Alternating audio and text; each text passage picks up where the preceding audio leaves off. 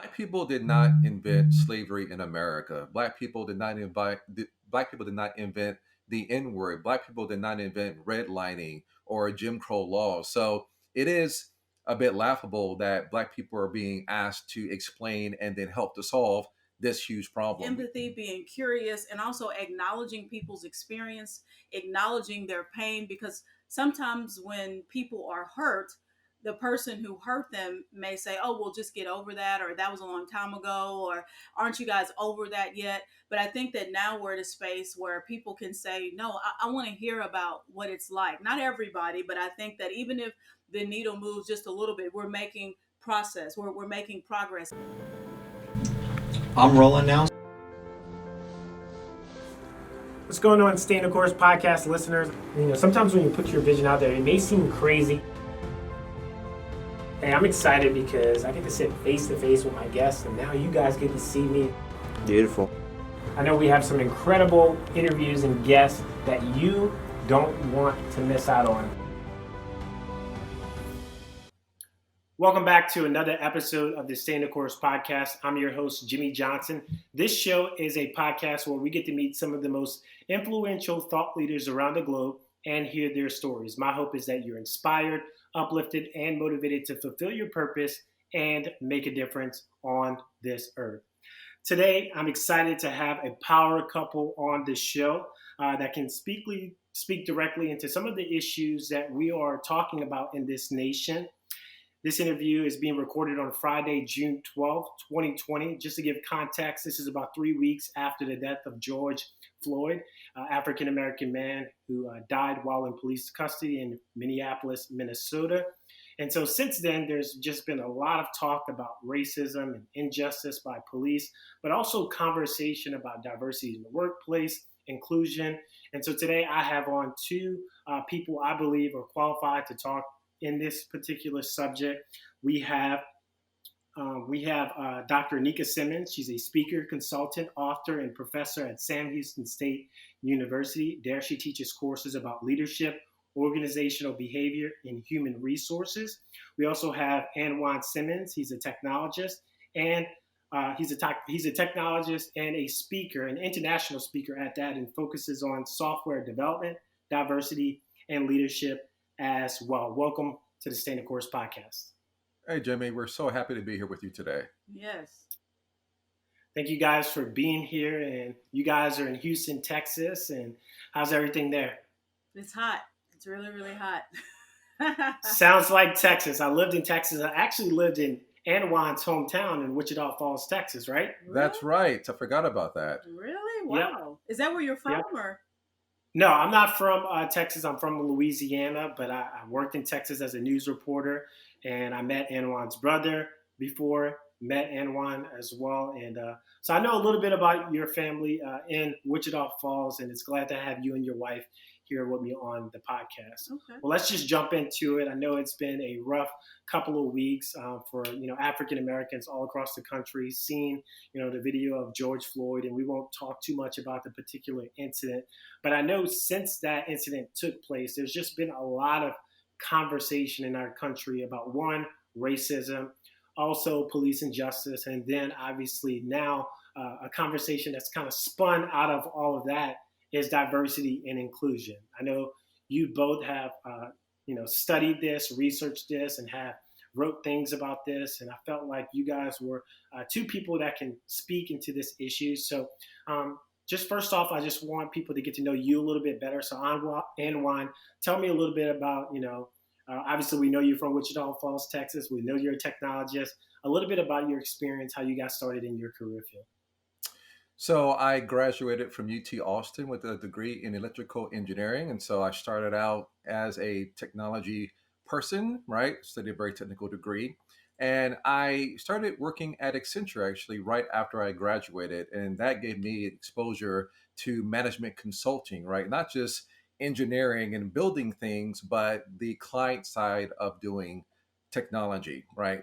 Technology does not exist by itself. It exists to serve customers. And that's what I learned when I was at Accenture. I worked at a couple other big firms like Deloitte, and I've also worked at startups, but I'm now at Help Scout, which is a small company by most standards, but a very powerful impact. And so we build support software for customers. And I really love working for HealthScout, not just because we build great software, but we have a great mission and a great culture. And so that's where I am today. Yes. And for me, I'm a Texan. I'm also a Houstonian. I graduated from Dobie High School, which I was a Longhorn there, and then I went on to be another Longhorn at the University of Texas at Austin. I just love those Longhorns. And so I graduated with a degree in Management Information Systems and Finance. I was recruited by Accenture. I worked there for about 4 years, and then I worked for Capgemini Ernst& Young for about 4 years. When I worked for Capgemini Ernst& Young, I was staffed at Enron for 2 years, and I Wow. worked with their SAP systems, not their finances, not at all. But I saw an organization that was on top and winning on the cover of magazines. They were breaking all kind of records, and I was there when it was on the top, and then it crumbled, and that kind of touched me. At night during that time, I got a master's degree from the University of Houston, and then while I was there, I was just doing lots of thinking, and I wanted to make sure that I pursued a career that really aligned well with my personality and my skill set. I like to learn, I like to solve problems. And so that actually led me to applying to PhD programs. The first year, and I liked your intro about inspiring. So I just want to encourage everyone to never give up. The first year that I applied to 5 schools. And back then you had to pay for FedEx delivery and application fees. It was very expensive, essays, all kinds of stuff. And I didn't get accepted into any of them. And so I had to wait another year and really drill down on what I wanted for my life, what I wanted my life to look like. I realized that life is short and I wanted to do something that I love that was kind of an extension of myself. So I learned about the PhD project. I went to that in Chicago, loved it. And then after that, I was recruited to be a professor at Sam Houston State University. I've been there. It's the longest I've ever worked anywhere. I've worked there like almost 14 years now. I'm a full professor. I just Wow. got promoted in the fall. I love my job, and Congratulations. I study creativity, organizational justice, and how to mitigate discrimination. I focus on diversity and leadership issues as well. Wow. You have a good record there. 14 years at a university. I know some of my college professors, and they wouldn't have last 14 years. Yes. But so did you get tenure yet? Yeah, Tenure? so tenure, I got tenure in 2006. So that's after 7 years. And then after another 7 years, you can go up to be a full professor, which is what I just did. And I was promoted. Nice. And obviously I did my research on you. I did go to Okay. ratemyprofessor.com to see what you Okay. look like. Okay. And your students, for the most part, have very positive things to say about you. So that means a lot. Yeah, I'm a challenging professor. I want to bring out the best with them, but I also want us to have a good time in class. Awesome. So let's dig into the meat of this conversation.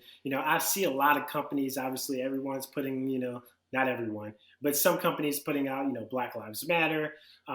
These blacked out Instagrams to participate in the blackout on social media, and then I see now companies obviously putting out statements and where they stand on this issue, and then I see other companies, in addition to doing those things, are now pivoting and making sure that their organization reflects diversity.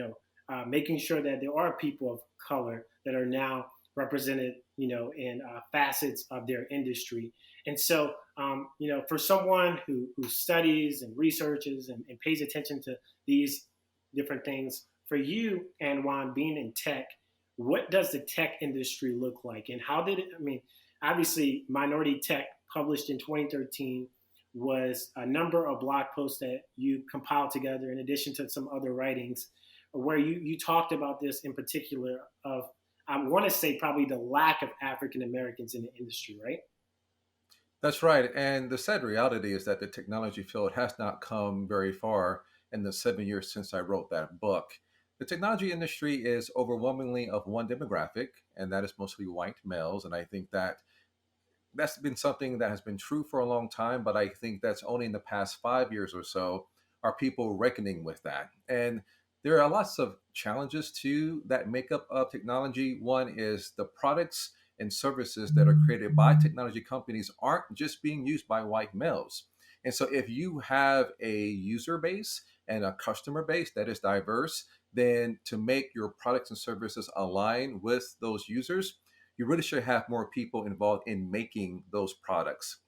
There's a famous example of a webcam company that had a feature where it would basically track your face. So if you moved here, it would move to where you were. If you move over here, and they found out that it worked great for white people, did not work at all for black people or people with brown skin. And so obviously, when they were testing this device, they did not have any black testers, any black people in QA. And there are numerous examples of why not having a diverse workforce in technology leads to solutions that are not ideal. So this has been a long-running challenge. I think that some of the recent events have helped people understand that not only is the business case for diversity and inclusion strong, and many studies have shown that companies that are more inclusive and diverse, especially when it comes to gender and race, are more innovative. You get better solutions.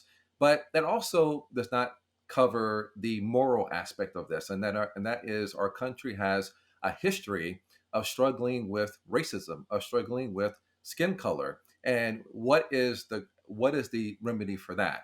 And I think that there are lots of people who are trying to answer that, but I think that the need to answer that question is becoming quite clear. Yeah, most definitely. And I know the organization or the company that you're referring to, and I see that you left the name out, which is a smart move. Um, but let's switch gears. Not switch gears, but I want to hear from Aneika. What is it like for you? Obviously, you're a professor in a college or university. Like today, I saw an article where, and this has nothing to do with your university, but it just speaks to just the fact that people are having to listen. They're being forced to change when they probably should have changed 10, 15, 20 years ago. This issue, isn't going to go anywhere until we do something about it. But Clemson University's Honors College was named after a slave owner. So obviously the student body, African American or previous alumni, mentioned something to the university, and now they're changing the name from that slave owner to, something that doesn't make African Americans think every time they walk through the halls of this honors college that, this slave owner is on the building. So for you and academia, obviously, that there's now, I mean, I went to HBCU, historically Black College and University. And as much as we put African Americans into medical school, into postgraduate school, to be honest, there weren't that many African American professors that taught at my college. So for you being at Sam Houston State, what does it look like for you in the college arena in academia? Well, I think that you became aware of us or reminded of us when you saw us on the Maze Mastercast. And so, for the mere fact that Anjuan and I, two African Americans, my PhD is from there, his MBA is from there, I have to say that I am glad that they welcomed a conversation about sensitive things. So we talked about white privilege. We talked about white fragility. We talked about things that, in my opinion, even 2 years ago, it would not have been possible. So even though what happened with Mr. George Floyd was tragic and horrific and horrible, the outcome of that has been that we've been able to have discussions that I don't think that we would have had before. So I have colleagues that live in New Zealand. They are marching. There are having peaceful protests there. There's some things being done in Syria. It's all over the world. So I think that as an academic, I study this, and I'm just glad that we're being part of the solution. And I think that a lot of researchers are feeling I guess, more freedom to dig deeper, even into more sensitive issues that we don't usually want to talk about in public spaces. We may talk about it at home, but to be able to talk about it with people that don't look like us, I think is something that's encouraging for everyone, including an academia. Yeah, absolutely. I know when I was listening to that podcast, and obviously I saw you two on the podcast, and I was like, two people I want to talk to on the show. Aneika, you said, or Dr. Simmons, excuse me, you said something, and I can't directly requote what you said, but you were speaking about how you were watching the news, and you were seeing how police officers were, one, uh, engaging with community members, like by walking and protest, Mm. or having that dialogue with them. Could you kind of speak to what you were getting at there? Absolutely. I think that, again, what happened was horrific. But when I was watching the news that day, and I think that was probably June 1st or May 31st, it was encouraging that police chiefs and police sheriffs were kneeling with the peaceful protesters. Even here in Houston, they did that, and I think it was 60,000 people peacefully protested in Houston.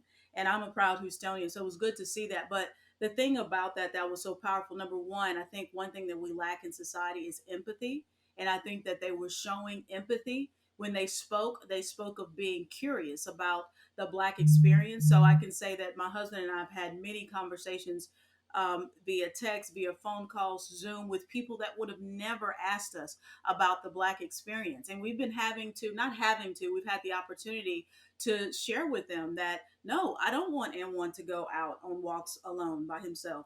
We feel safer when I'm with him, but we feel even safer when my children are with us, and even more safe when our little dog is with us. So it's those types of things that as African Americans we have to deal with. It they don't even realize that we are. So I think that what I mentioned was empathy, being curious, and also acknowledging people's experience, acknowledging their pain, because sometimes when people are hurt, the person who hurt them may say, "Oh, we'll just get over that," or "That was a long time ago," or "Aren't you guys over that yet?" But I think that now we're at a space where people can say, "No, I want to hear about what it's like." Not everybody, but I think that even if the needle moves just a little bit, we're making we're making progress, excuse me.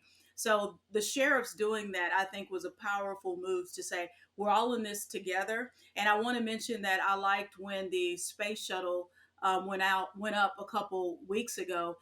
When those people are in space, they just see one Earth. Now we know we have different ethnicities and different cultures and different races, and if we can just try to understand each other and walk together with an understanding, not minimizing who we are and not minimizing our history or minimizing our pain, we have to embrace that. I think Condoleezza Rice said that America is a great country, but it was born with a birth defect, and that birth defect Hmm. is slavery. And we have to admit that we people were enslaved, and these enslaved people worked for free. That helped to build the commerce and the wealth of America. It is what it is. And then after we were freed, there was all this oppression and Jim Crow. My grandmother died a few years ago. She lived to be 93 years old, and she had problems in her body even at 93, because she said, "Aneika, when I was younger, African Americans couldn't just pull over and go use the restroom, like when you're like taking road trips or going different places," and that impacted her even in her 90s. So I mean, people think Wow. this is so long ago. I tell my students that my dad was bused to be integrated, and they're like, "What?" I'm like, "Yes, this is real life, and this touches African Americans." And so I'm just happy that we're at a place where we can talk about things, and not just in academic journals, not just in think pieces, but just in public spaces. This is what it's like, and let's work together to do something better. So good. And I like what you said about, like, this is not so far removed, because you said your parent, having gone through this. My grandfather, in his 80s now, he went to a segregated school. And I was at home in Louisiana a couple of weeks ago, and we drove down this road where he went to school, and he was like, "Yeah, the blacks went to school over here, and the whites went to school over here." And I was just like, wow. Like, Mm-hmm. if only people could have those conversations, they can understand the full context of the African American experience. But just to go back to you, Anjuan, and back into the tech field. And so, like, now that we know that this is an issue, that you said, okay, 7 years ago when you wrote that book, not much has changed. So now that we know not much has changed, just like we saw, not much has changed in regards to police shootings. Seven years ago when you wrote the book, you mentioned Trayvon Martin in the book. Now we're talking about, George Floyd. So, let's hope not in 7 years that we're having the same conversation again. So, like, in the tech sphere, what do you think needs to happen in order for diversity in more people of African American descent to be involved in the tech space? I think that the technology space is currently what I call the New Year's resolution phase, right? We all remember what we said on New Year's Day. Oh, we're gonna work out more. I'm going to eat less fat. Or I'm going to, start that new hobby. And then after a couple of weeks, it just fades away. Maybe you make it a couple of months. And I think that the technology industry is now making New Year's resolutions about Black Lives Matter. And we understand that this is a problem and maybe people are going to protest. But my concern is that this may not lead to lasting change, that in 7 years from now, we'll still be looking at the same challenges that we see now. I think, though, that there is one difference, and that is one, the execution of George Floyd by a member of the police while unarmed was filmed in fairly high definition and heard all around the world. And the response has also been global. We have people protesting, like my wife said, in New Zealand and in Germany and in multiple places all around the world. And I think that that response is new. That is novel, that people are really responding to what they saw and becoming more aware of the fact that this is simply one example of a long line of examples of Black people dying unarmed while in either police custody or being approached by police officers. And so I think the fact that this is so visible gives me hope that we may get to lasting change. And I think that we'll know that we're getting there when we see changes in the technology industry, especially when it comes to how we source talent. I'm a manager for a software development team, and part of my job is to hire. And so I'm very much involved in the hiring process at my current company and at many of my previous companies. And we need to do a lot more to remove the bias that always creeps into how we hire. I know that a lot of technology companies says that, well, we hire the best people. That's not true. You hire the people who you know. And that usually Mm-hmm. leads to the people who look like you, because our personal networks are socially constructed. And most companies draw talent from who they know, from those networks that, again, socially constructed based on race and other factors. So, one thing that my wife and I have been championing is that when you're looking at a resume or a candidate, remove the name and anything that will identify that person as a person of color, or even their gender. I think that this is not just making it more fair for people of color, for Black people, but also against the biases that happen for gender and other factors. And that one small move to have blind resumes, I think, will be a nice step forward toward us looking at candidates simply based on talent, not based on anything else. And that's not going to solve all of our challenges, but I think that it will solve some. Secondly, I think that technology industries can make long term investments in organizations whose mission is to make the industry more inclusive and more welcoming.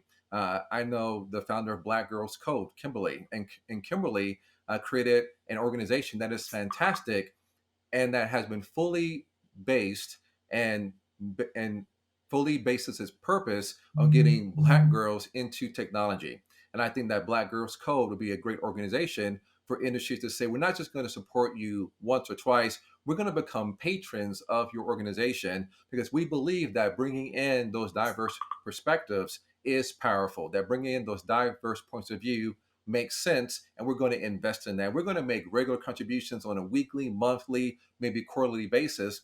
But I think that when we see technology companies putting their revenue where their marketing currently is, that is what's going to have us get to a more equitable technology industry.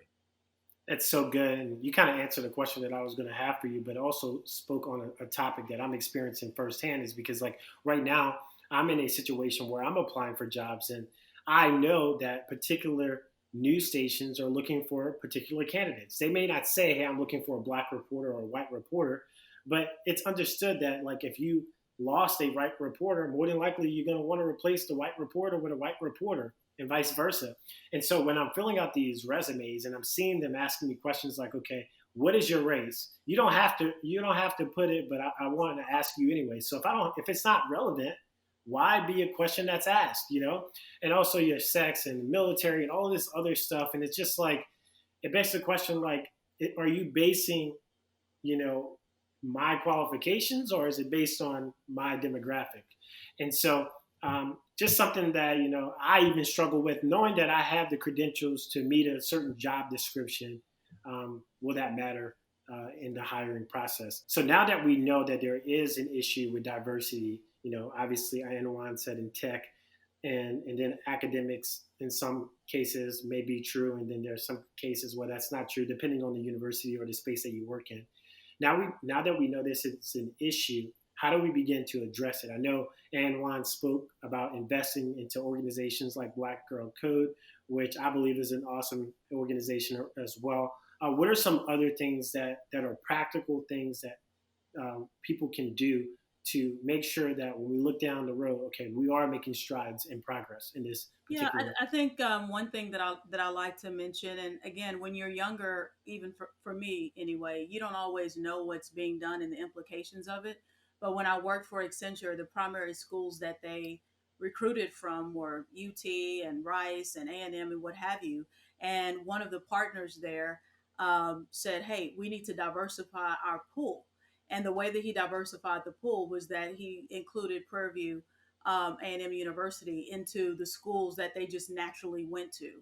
And so what that did was it doesn't mean that anyone is guaranteed a job from UT, A&M, Rice, or Prairie View, but what it does is it gives you a seat at the table, someone an opportunity to be assessed for a job. And what it did is it helped diversify, Accenture and the people that came in. And I think efforts like that are very helpful. And my husband mentioned anonymizing things. And one of the things that my research we looked at with Umphris and myself and Boswell and Triana 2008 and JEP, it basically talked about how if you just tell people that when you're hiring, like when you're going for your jobs, to look for qualifications and criteria. So a lot you think, well, that's obvious. Well, really, it's not, because human beings, we like to do things, quickly, and we're all busy. Everyone has a lot going on, but they may think, oh, let me just pick this person, or this person looks good. But if you say no, we need the person with that fits the criteria that we're looking at the most, you would be surprised. We found statistical significance that just saying that will make a difference in how people assess the Wow. candidates that are brought for them. That's on top of not of removing names and gender and ethnicity, because just like there's very few, and I like to go to the Fortune 500 CEOs to kind of see how things are going, and the number of women in the Fortune 500 CEOs is still very low, and it's even lower, and I'm talking less than 10%, and for African Americans less than 5%. So these numbers need to be, reviewed. Why is that? So I like how, and board of directors is a whole different issue. I like how Serena Williams' husband stepped away from his position on the board of directors so that a person of color could be considered, because that is a major issue that people of color don't even get considered a lot of times for board of directors, because like Anjuan said, people tend to hang out and promote and think of people that look like them. So again, when we talk to people of that are Caucasian, they think, well, I'm not racist. And I think the term that they use is like outright name calling racist. We're not really talking about that. We're talking about biases and cues and the way the system works. And that system does not provide equal opportunity for every human being in America. And that's what we say. Our founding documents say that everyone should have the right to life, liberty, and the pursuit of happiness. But if we're not giving people the same opportunities, how can that ever be true? So good, so good. And it's like, in many cases, like there's a job opening that's open, but the job's already filled. They just have this obligation Yeah, of posting the job online that is because correct. they already have this candidate in mind. Yep. It's Bill's son who's graduating from Yep. graduate school next month. We have this position already made for him. We just have to put it out to the world.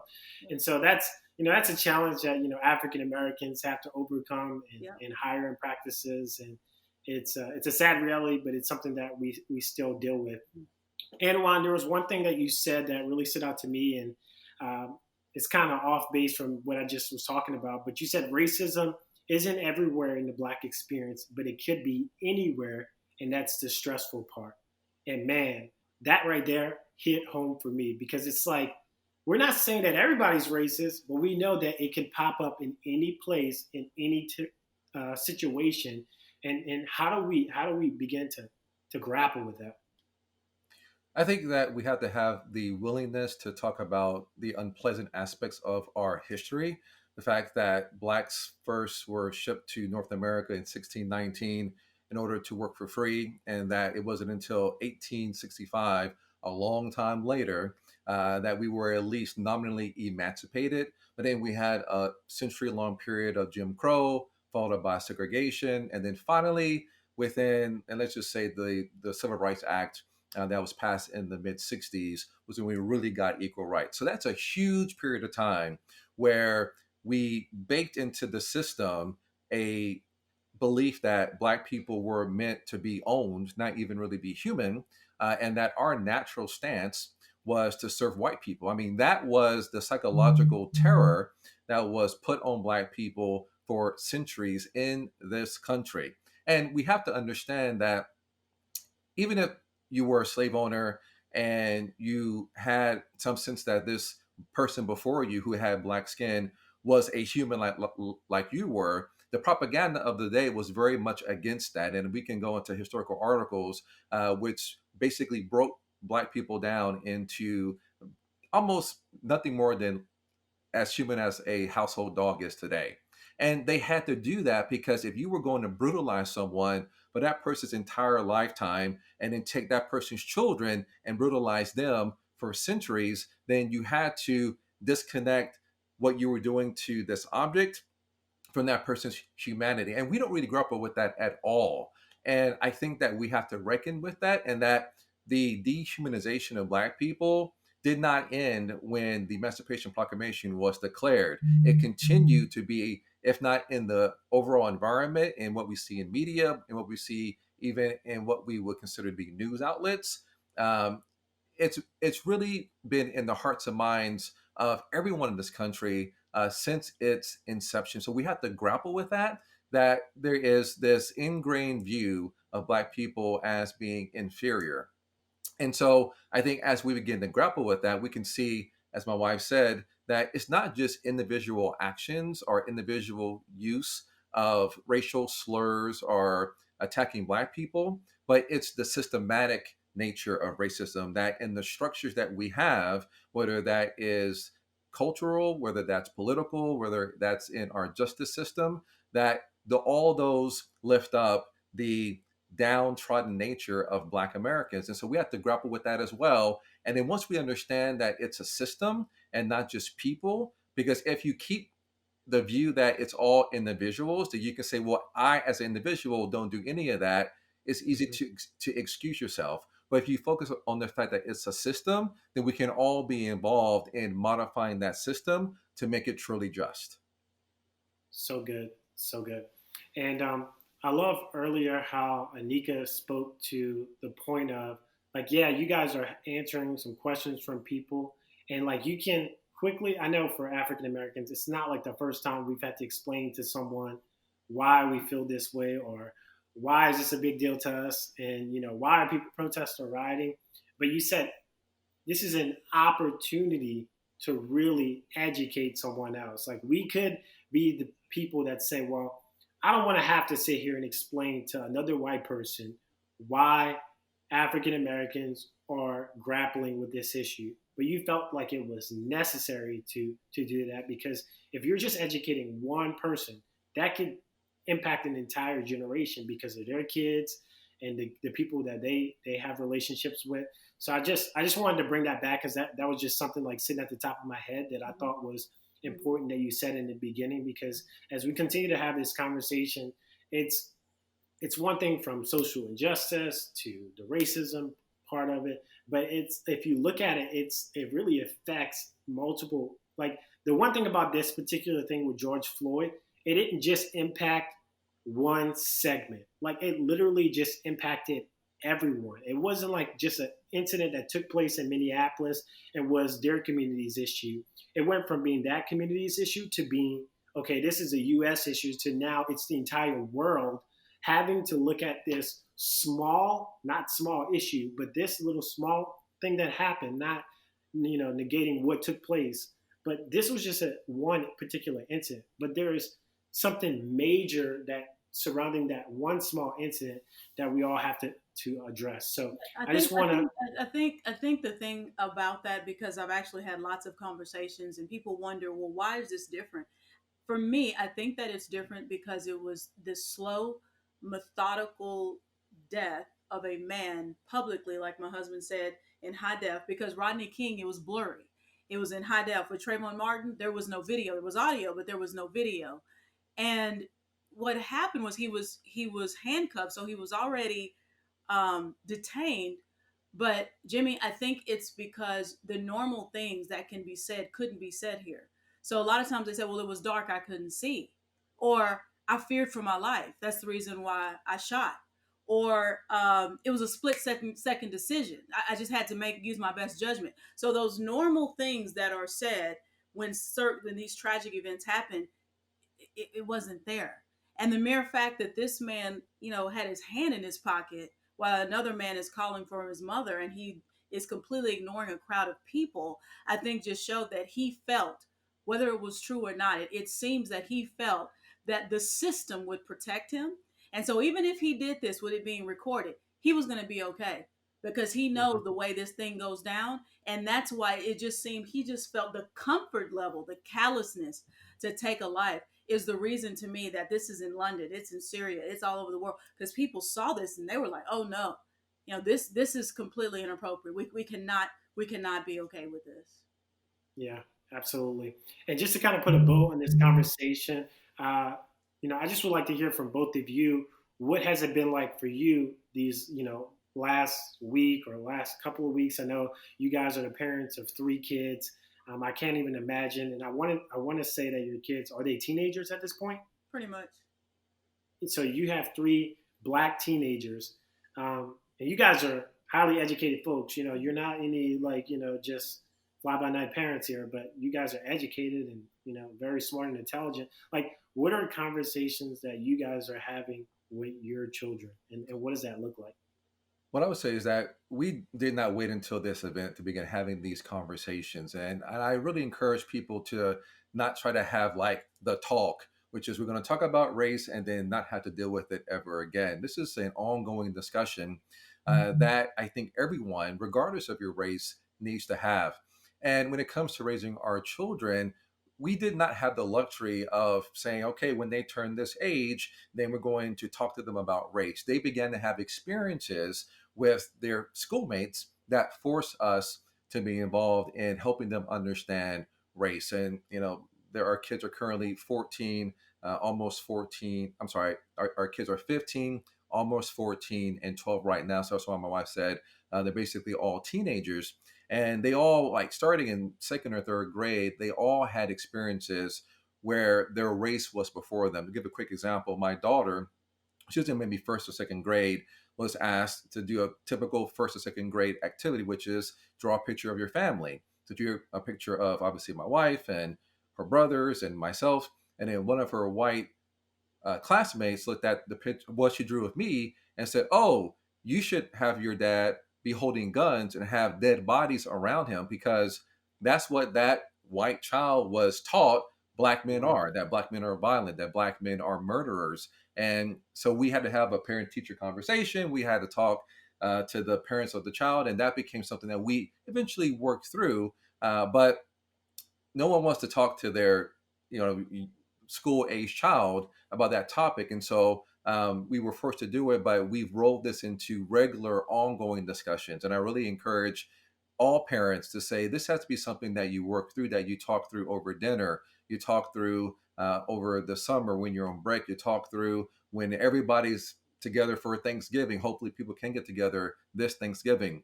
This cannot be a one-time conversation. And I think that as parents, I am, again, I'm encouraged that people are having conversations. And like my wife said, people are coming to us for advice in ways that they never would have. But it's heartbreaking that it took a man to be killed on TV, and actually not on TV, but to be killed on a video that was aired globally. But this video was hidden for a couple months, right? And it may not have come out. And so, what about all the people for which there is no video, where the crime is happening, but we don't get a chance to see it? And that just shows that we have to be aware of the reality of race in this country. And as parents, if we're going to prepare our kids for working in that reality, it has to be an ongoing conversation. And you mentioned Confederate statues being pulled down. And again, it's interesting that that's happening, but why did it take, again, a Black person being executed on video for that to happen? When people say that these statues are history, one, many of them were put up in the 1950s in response to the civil rights movement to basically be against that movement, right? These weren't created, these statues weren't put up during the Civil War or after. It was decades later, really, to attack what Black people were doing to earn our civil rights. Also, when we say that is history, you don't go to Germany and find statues of Adolf Hitler. You don't go to London and find statues of Jack the Ripper, right? Those are historical people, but we don't make statues for people who we should look down on, right? People who have done things that we don't want to repeat. And so, just all that being said, as a parent, I am enheartened that people are having these discussions, but I want everyone to understand that this is an ongoing conversation. There will be more incidents of this happening, and if you continue to have this ongoing conversation, then you will be better. You will be better prepared to help your children grapple with it. Wow. So good. And I don't think I think just to say that, obviously we're passionate about this because my husband really, we both care deeply about this. And I just want to say for us, it has involved emotional labor. I have been like, mentally and emotionally exhausted talking about this over the last couple of weeks. So I don't want people to feel like they have to do that anyone is obligated. We can only walk in the gifts and in the season and the time that we're in. I just happen to be at a place where I can have those conversations, but I've been having them, and I told Anjuan I haven't really been able to do anything else. I've been totally engulfed in this because of the conversations that I've been having, but I don't think people should feel obligated, but we can consider it if it's something, it's some way that we think we can contribute to the discussion. But as a mother, I do believe that it was hard for us. You don't want to take your child's innocence away from them, but at the same time, someone asked me, well, what age did you talk to your kids? Like, well, we didn't have the luxury of waiting to a certain age. Like my husband said, when incidents happen, and they pretty much happened in first and second grade, we had to address it. Right. And just one more thing. Black people did not invent slavery in America. Black people did not invent the N word. Black people did not invent redlining or Jim Crow laws. So it is a bit laughable that Black people are being asked to explain and then help to solve this huge problem. We didn't create it, and so I think that there has to be some responsibility for people who both, if not weren't involved in perpetuating, but at least benefit from this system. And that really has to be what the collective effort has to be. It can't just be the emotional labor of Black people, again, explaining racism, explaining slavery, explaining history. I think everyone needs to be involved in this fight. And it is a fight not just for Black rights, but it's a fight for human rights. It's a fight for a huge and long history of a group of people being targeted and being really destroyed based on the color of their skin. And we're not saying that this is a fight so that Black people can win. This is a fight so that as a race, as a human race, we can win. And so I hope that everyone gets involved in dismantling the systems that have caused so much pain. And George Floyd is just one of the latest martyrs that have had to give their life or had their life taken away from them because of this system. So good. Well, hey guys, it was a pleasure, honestly, just having both of you to just share your perspectives and your particular career fields, and then given that insight from just being African Americans here in America, and then being parents on top of that. It's like 3 layers that you guys have to discuss here today. And so just imagine what other African Americans are also having to discuss as well. So, hey, for anyone that's, watching this podcast for the very first time, I want to encourage you to subscribe, rate, and review the show. There's several other episodes that I'm sure you'll enjoy. And once again, I want to thank Dr. Simmons, because I always like to say doctor, especially when we got our Black women, Black men who make the doctor trek, Dr. Simmons and Anjuan for being on the Stay the Course podcast. Until next time, you guys, stay the course.